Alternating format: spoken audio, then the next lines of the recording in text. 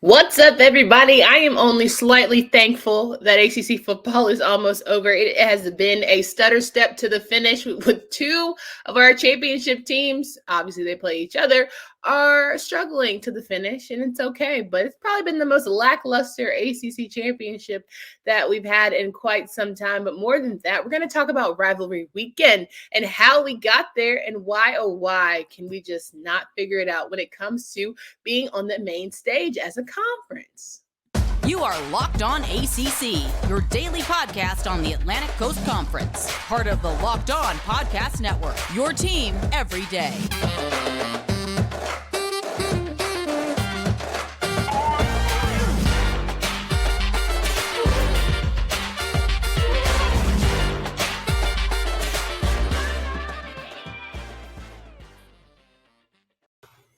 What's going on, everybody? Welcome to today's edition of Locked On ACC. I'm your host, Candace Cooper, joined by Kenton Gibbs of Locked On Wolfpack. Each and every day, you can make us your first listen by following us on our respective shows and our YouTube channels. You can subscribe there and follow us on our social media accounts.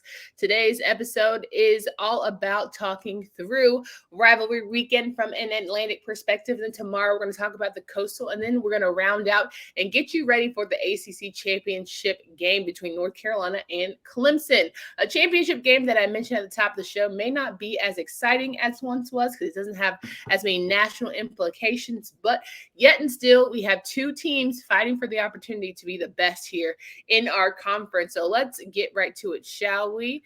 Kenton Gibbs, how are you feeling? I'm feeling good. You know what I mean? I've seen a lot of football and basketball and all the things that have been, what a weekend. What a weekend across the ACC. You know, rivalry week. What can we say about it? It was absolute bedlam this weekend, and let's get into it.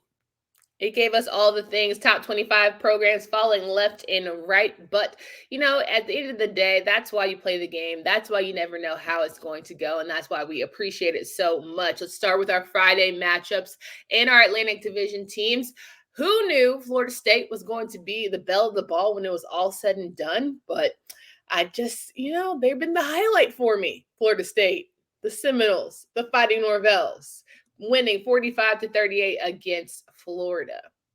Yeah, that was a really, really well played game. I mean, at the end of the day, when I looked at that game, I thought to myself, this is the epitome of like, we don't like those guys, they don't like us, and it's going to be competitive because we've seen some rivalry games this year that have not been in that same regard. We've seen rivalry games that have been much, much uglier than that. I'm looking at you, Miami, Florida State. That wasn't a rivalry game. That, it's like a war implies both sides have an equal chance of winning. But this game, again, it was a great game from start to finish. Florida came out there and they did not look like ACC bottom feeders, but also Florida State, I mean, they did what they had to do down the stretch, and at the end of the day, they pulled out a tough win. Absolutely. Jordan Travis having another career day. More important than that, though, that defense showing up in big ways towards the end of the game. J.B. Robinson and company. It's just something to be excited about for the folks in Tallahassee who are very much going to be all up in the mentions and letting you know about themselves. All I can say is when you come in my mentions talking about Florida State, make sure if you're going to stick your whole chest out, be prepared to get punched back. That's all I'm going to say. If we're gonna talk junk together, make sure you don't just then go block because what are we doing? You can't go under a stranger's profile and start commenting and think they're not going to respond. That's silly behavior. Silly behavior, especially about Florida State. Yeah, very, very unserious behavior right there. Very unserious. Another good that we had here going around talking about all of our teams here in the Atlantic side of the business. NC State pulling out a huge upset against North Carolina in overtime, taking down number 17 Tar Heels. Listen, at the end of the day, NC State, hats off to them. Didn't have the horses in the stable, and yet were able to make it a game, able to bottle up Drake May, and as you have it, they played one hell of a rivalry game. Well, UNC, what happened? What's going on, boys in baby blue? I was told I was told after the Boston College game, lose out guaranteed, But who were great. you told by? Make sure you cite sources. Well, I was told by multiple fans from multiple fan bases, including NC State fans. Okay. But it was also, the blue folks came in my mentions too. It's losing out. They ain't gonna win another game. They ain't got another game in them. They ain't got. That's tough. Okay. That's tough. Okay. Yeah. Well, we see what we saw. We see what we saw. Number one, that's why you play the game. Number two, if we were doing good, bad, and ugly today, my good would be the Wolfpack's perseverance, because this is one of the first teams since, I want to say, 50 some odd years ago, one of the first teams ever to win games with 4 different starting quarterbacks, right? You've got Devin Leary, preseason ACC Player of the Year, Jack Chambers, another grad transfer from Georgia Southern who didn't really pan out. MJ Morris, who was a freshman standout for 2 games, and all of a sudden the third, it just kind of went off the rails. And then Ben Finley, the little brother of Ryan Finley, the guy who once watched his brother beat the Hills in Kenan Stadium, and he goes on to do the same. It is that team has fought and battled and did what they do. This is, again, this team, they deserve all the love. They deserve all the goodness that's coming their way, because, a lot of fans, especially in the ACC, have a tendency to overreact every game. Every game is doom or gloom, or we're the greatest thing in the world. This is a hard fighting team that, yes, they have some deficiencies offensively, but that defense is solid. One of the best in the nation, a playoff defense if I've ever seen one. And with that being said, offensively, when they can get enough done, they can go ahead and get a championship and a win going. Final good for me would be from Syracuse pulling out a win against Boston College, a team that everyone wrote off, couldn't win another game. Everyone was questioning their want to and their chutzpah, but they scored 26 straight points to snap that 5-game skid and beat Boston College to end the season and get to go bowling still and have, some smile about them, because it's been a long road. And yet and still, ending on a positive is something that we can look forward to for Baber and the boys. They're not quite the Fighting Babers, but they're definitely, they're giving a little life to the situation. I mean, if we're keeping this completely honest with ourselves, not only that they won, the way in which they won, right? I mean, that fourth quarter was like, it was like anything I'd ever seen. They struggled so mightily up to that point. They did nothing. They basically pissed down their legs for the entire game. But when that fourth quarter started, all of a sudden, they started figuring some things out. They started firing a little bit on offense. They started getting some help from defense and special teams making big plays.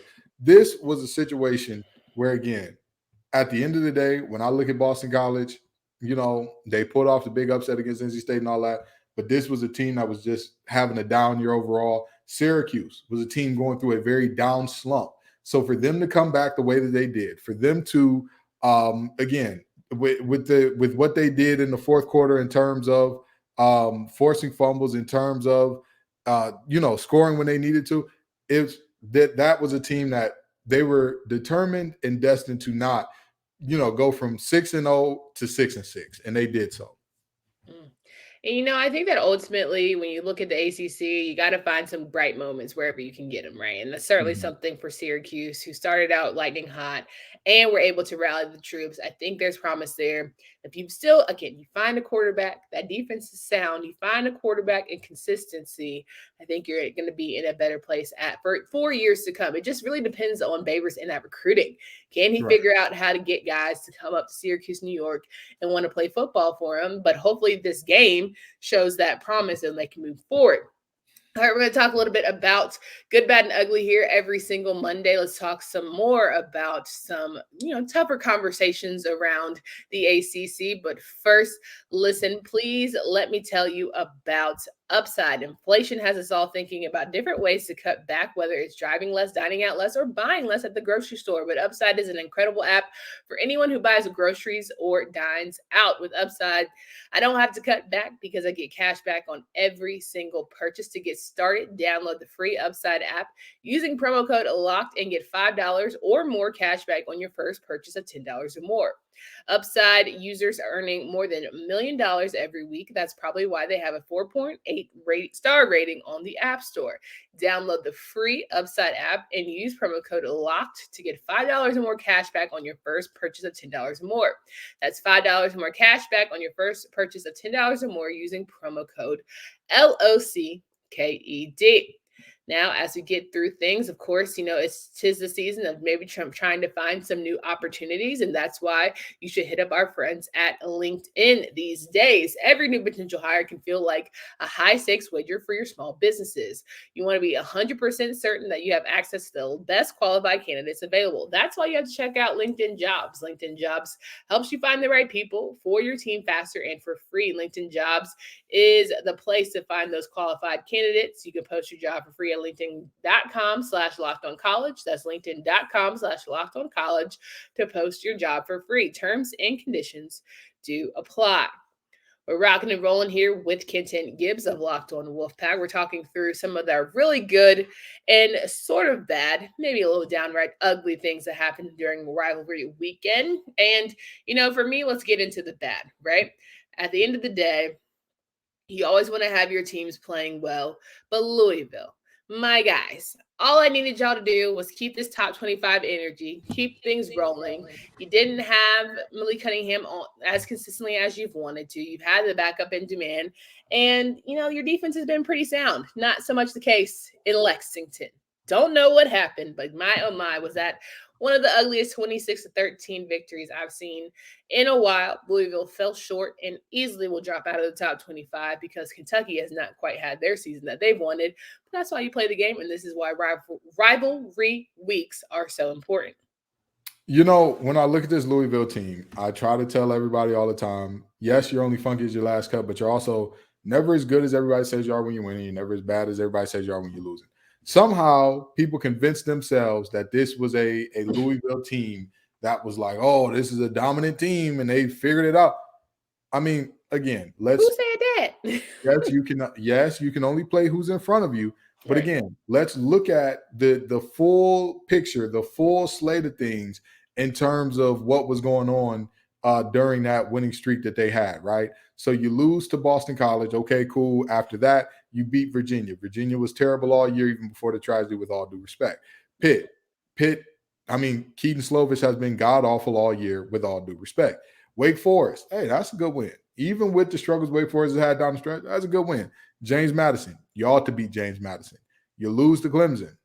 Okay, that's to be expected. You beat an NC State that's playing with their third starting quarterback of the year, and then again, it turns out that third starting quarterback actually wasn't supposed to be the guy because he wasn't getting it done the way Ben Finley was. So then you play against two quarterbacks, even though the third quarterback is starting, you get a win there. I'm not saying that they're a bad team. I'm not saying that they're terrible or shouldn't get no love. That Kentucky team, more power to them, more love to them. They were physical. They dominated in the trenches. They dominated up front, and that's how that game was won. That is in reality how that game was won. This game wasn't about as much as everybody loves to talk about Will Levis and all that he is or all that he ain't, the man only put the ball in the air 19 times. Okay. The story of this game, how they got it done was running the football. That's how they got this game. That's how they got this game won. And again, they forced turnovers defensively. They did what they were supposed to do defensively. Hey, it is what it is. Yeah, you just hold the L and keep it pushing. Another bad, we have Wake Forest coming up short 34-31 against the Blue Devils. Blue Devils picking up their 8th win. We'll talk about that more tomorrow. But from the Wake Forest side of things, they got beat by every single team in the triangle. And, it's just a hard end to what could have been a promising and special season for the Demon Deacons with the return of Sam Hartman. But I want to say there was just a period of battling back from injury, almost not being able to play this season, to be able to come back, have the health of Donovan Green and A.T. Perry, and still not be able to matriculate much of a season is very frustrating, I'm sure, for the Demon Deacons. Still positive vibes all around. They're going to a bowl game, good stuff, but not quite what we thought here. I hate to be this guy. Please don't be that guy. I love to be this guy. I told y'all that living dangerously, we going to score 40 every game is not sustainable. That is not a route to winning. Much like I say the same thing, but the inverse about NC State this year. That whole we're going to hold teams to 13 to 17, it's not sustainable. You cannot rely on one side of the ball getting it done. And guess what? You may get to 8, 9, 10 wins one year if you have one side of the ball that's just blowing teams out the water and doing what you got to do, but the other side is faulty to say the least. But you know what's going to happen? There's going to be somebody who can score a little bit better than you. Clemson, 51-45. There's going to be a game where your offense just ain't clicking. You're going to go through a little bit of a rut. Louisville, 48-21. There's going to be a game where your offense, again, stays in that little rut. NC State, 30-21. There's going to be a game where you see another team who can score a little bit better than you. North Carolina, 36-34. And the same thing happened against Duke. The other team, this is a team that they have always relied on the offense and raced to 40. Sometimes you're not going to get 40. You had a year where you got 40 all the time, and now everybody's like, oh, this is who they are. No, it's not. No, it's not. Yeah, look, in fairness, you're not going to get offensive pass interference called on you, but eventually people start figuring out what your big receivers do. Eventually, not having a sound defense is going to catch up to you because we all know defense is a major component to, winning games. You want to play perfect, but I mean, to me, this is the first year where I was like, Wake Forest, all these mistakes is unlike it. It's a little uncanny. Like, you usually are the sound team that doesn't show, all these jacked up instances. And yet it was giving jacked up almost every game. I mean, there was one game where we had Sam Hartman throw at least 3 interceptions. I'm just like, my guy, this is unlike you. Sam Hartman. I want to say Sam Hartman had multiple games with 3 interceptions. Or am I off base there? I feel like it was, but I was trying to be nice. But of course, here you go. NC State guy, of course. Well, against Louisville and NC State back-to-back, he threw 3 interceptions. But that's, again, the reality is, no matter how good that one side of the ball that dominates is, they're going to have a bad day at some point in time. There's going to come a day. But they had consistent bad days, bad weeks. There's going to come a day where that All-American quarterback, that offensive line is just dominant, all that running back that can't nobody, if he's leaving those wide receivers that can win every jump ball. There's going to come a day where they're going to struggle a little bit. And that's where complementary football comes in. Same thing for any team that relies too heavily on their defense. There's going to come a day where all of a sudden that crazy defense you got, corners are just they're going to get mossed a little bit. The linebackers going to fill the holes incorrectly. There's going to be some bad run fits. And then, whoop, Katie Diz at the doorstep, strike up the band, the back's gone. So, you need to play complementary football. If you want to win at a high level and sustainably, you need to play complementary football. Agreed. There's no disagreements from me. Now, guys, as we're heading into the new year, we want to talk about some thrilling and exciting moments presented by Nissan. The thrilling designs behind the new lineup from Nissan are intended to empower drivers in vehicles as capable as the drivers themselves. When I think of unbelievable abilities on the field for this week's thrilling moment, it would have to be, and I know we're talking about Atlantic team, so I will keep it there. But, Florida State, no, I'm just kidding. Syracuse, that 26-point come from behind win was anything less than thrilling. Than you are kidding yourselves. The guys who have had a rough go at it were able to figure out just how to win when it mattered, and you just have to tip your cap to them when it's all said and done. The segment has been inspired by the thrilling new designs featured across Nissan's new lineup of vehicles. Pursue what thrills you in all the new Frontier, Armada, or Pathfinder today. Available now at nissanusa.com. So we're finishing up today's show with Kenton Gibbs of Locked On Wolfpack, and we're talking through some of the good, bad, and ugly. And, we end with the ugly every single day. And it's a two-parter for me, right? Not only did Clemson, the number 8 team in the country, lose 31-30 to South Carolina in rivalry week, a South Carolina team that is having a very good, last couple games here. Not even that part. You had the whole team on your back. For a while now, Clemson has had the whole ACC squad on their back. And so when they do bad, it exasperates the already struggling ACC.